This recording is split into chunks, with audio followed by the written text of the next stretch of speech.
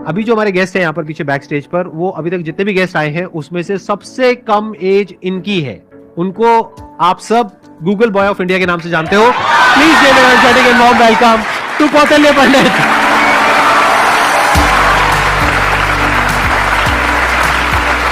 अरे अरे प्लीज बैठो।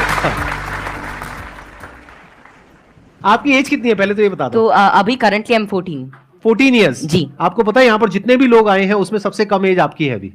लेकिन सर मतलब जितने भी लोगों से अब तक मैं मिला हूँ आपकी एज के, मतलब 40-50 साल के, 30 इयर्स के, आपके जितने भी शोज देखे हैं उनमें मेरे को तो सबसे कम उम्र के आप लगे हो। अरे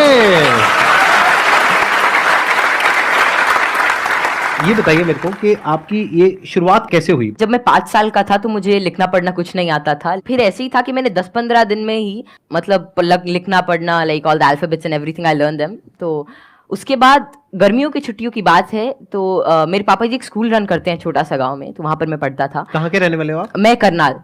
अच्छा जी। तो वहां पर एक जैसे हॉलिडे होमवर्क देते सबको एक जनरल कि आपको जो वर्ल्ड मैप होता है, एटलस होता है, अगर जिन जिन को अच्छा लगता है आप वो करके आना, आप मतलब उसे समझ के आना। तो फिर ये मेरे दादाजी ने कहा, फिर पापा जी ने कहा कि तो मैं भी कर सकता हूँ। तो पहले ही दिन मैंने देखा तो I got into it and I learned it.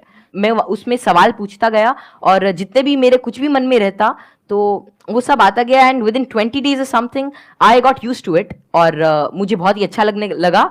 And जितना भी वर्ल्ड मैप वगैरह इस टाइप की रिगार्डिंग जितनी भी चीज़ें होती हैं, पॉलिटिक्स, इकोनॉमिक्स, वो सभी मुझे मतलब things were very easy for me. And उसी के बाद से लोग कहते गए कि नॉलेज बढ़ता गया और तब से मतलब यही है कि सीखने का प्रयास कर रहा हूँ। कुछ भी नई चीज़ मिलती है, like currently I am a student of 11th grade but I am learning things like astrophysics and quantum mechanics. तो I am not very into it but I like to study it and जितना भी मेरे से हो सकता है मैं उसके अंदर कोई नई चीज़ देखने का प्रयास करता हूँ और कोई नया सवाल पूछने की कोशिश करता हूँ, क्योंकि जितने भी ज़्यादा क्वेरीज, जितनी भी ज़्यादा माइंड के अंदर जो भी कोई क्वेश्चन आता है I try to get it forward और वैसे ही सारी चीज़ें आसान होती रहती हैं। I try to develop myself deep into it, क्योंकि कोई भी फील्ड इस टाइप का I think that they need one thing that is really important for them, that is questioning. क्योंकि जितने ज़्यादा अलग टाइप के क्वेश्चंस पूछते हो उतना ज़्यादा उस चीज़ को अच्छी तरीके से समझ सकते हो। तो वही है कि मैं अभी भी क्वेश्चंस नए ढूंढ रहा हूँ, जवाब उनके मिल ही जाएंगे। बस ये है कि जितने ज़्यादा और नए और अच्छे क्वेश्चंस मेरे पास आते गए और आते हैं उनसे मैं आगे बढ़ने का कोशिश कर रहा हूँ।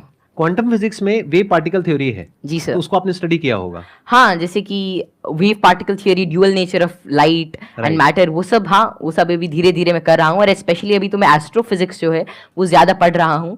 और जैसे कि डार्क मैटर है, डार्क एनर्जी है, तो या फिर माइक्रोवेव रेडिएशन है, बैकग्राउंड रेडिएशन, एक्सपैंडिंग यूनिवर्स, ये सारी चीज़ें मुझे काफ़ी इंट्रीग करती हैं और इनके बारे में मैं कुछ रिसर्च पेपर्स और अलग अलग चीज़ें अभी स्टडी कर रहा हूँ। तो 0 पॉइंट फील्ड के बारे में भी आपने कुछ स्टडी करी है? नहीं, अभी ज़्यादा नहीं। अभी मैं जनरली जैसे अभी मैं टाइप 1A सुपरनोवा और उनके जो एक्सपेंशन है, लाइफ साइकिल ऑफ स्टार, उनके बारे में अभी मेरी रिसेंट स्टडी चल रही है।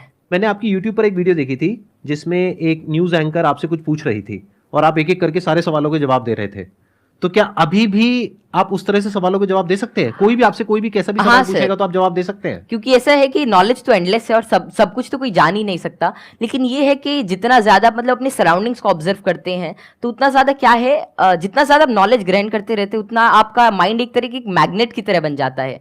और उसके बाद कोई भी इंफॉर्मेशन, कोई भी चीज़ वो आपको आती रहती है। और ऐसा है कि बहुत सारी चीज़ें मेरे को नहीं भी पता होती और मैं उनको सीखता हूँ। अगर मानो कोई नई चीज़ मेरे को आज पता चलती है तो मैं उसे सीखूंगा और that would be like great for me. तो कोई भी चीज़ I always like to entertain and get new answers and new questions, क्योंकि उसी से ही एक नया फील्ड, एक नया पर्सपेक्टिव मेरे लिए ओपन हो जाता है।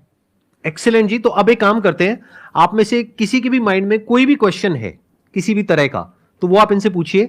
मैं ये जानना चाहता हूँ कि क्या हम यूनिवर्स को जान सकते हैं कि वो कितना बड़ा है, या हम अभी तक जान पाए हैं? जी, क्या क्या पैरामीटर्स हो सकते हैं उसको नापने के लिए? जैसे कि हमने सुना है कि लाइट ईयर्स होते हैं। जी जी। पर वो कितना बड़ा है, क्या हम इमेजिन कर सकते हैं या हम एक्चुअली में उसे प्रैक्टिकली पता कर सकते हैं क्या? तो जो यूनिवर्स की जो एक्सपैंडिंग यूनिवर्स थ्योरी थी वो एडविन हबल ने दी थी और उनके अकॉर्डिंग जो अभी यूनिवर्स की जो एज है वो नियर अबाउट 13.9 बिलियन ईयर्स है और उसी रेट से अभी एक्सपैंड कर रहा है। तो यूनिवर्स जो अभी हमारी थियोरी है यूनिवर्स के जो मोस्टली एक्सेप्टेड है, that is of expanding universe. अभी के हिसाब से हबल कांस्टेंट होता है दैट इज 65 मेगापास्क।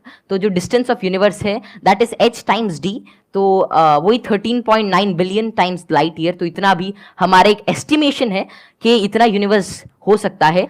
संदीप सर हैं आज इनसे बहुत कुछ सीखने को मिलेगा, आप सभी से आज बहुत कुछ सीखने को मिलेगा। तो आप ऐसा कुछ एक अपना परसेप्शन रखिए और फिर सारी चीजें आपके लिए आसान हो जाएंगी। मेरा ये क्वेश्चन है कि जैसे चंद्र ग्रहण लगता है, सूर्य ग्रहण लगता है, तो उसका कैसे पता लगता है कि वो कब लगेगा और किस टाइम में लगेगा, या कितना, उसका कैसे पता लगता है? ये तो पता है कि वो क्यों लगता है, बट इसका कैसे पता लगता है कि अब लगेगा, या कैसे, उसका क्या होता है?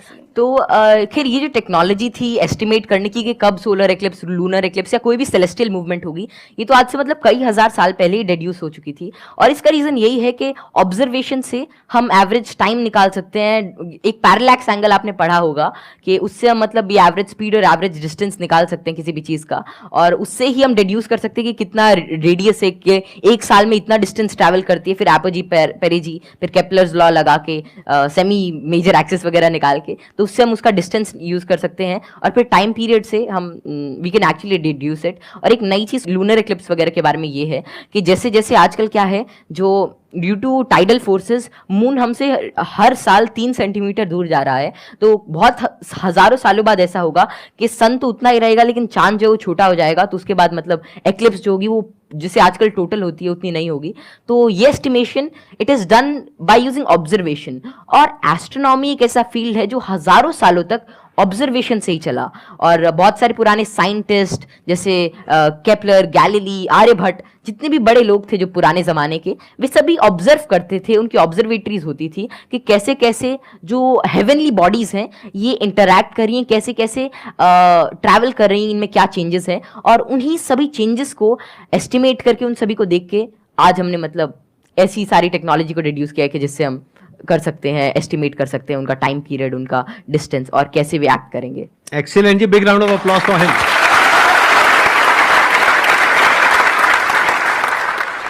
मैं ये पूछना चाहूँगा, जैसे यहाँ पर बैकग्राउंड हमारा होता है तो लोग कहते हैं कि इंटेलिजेंस जेनेटिक होता है, काफ़ी मतलब कि उसको बढ़ाने में बहुत ज़्यादा नहीं हम लोग कर सकते हैं।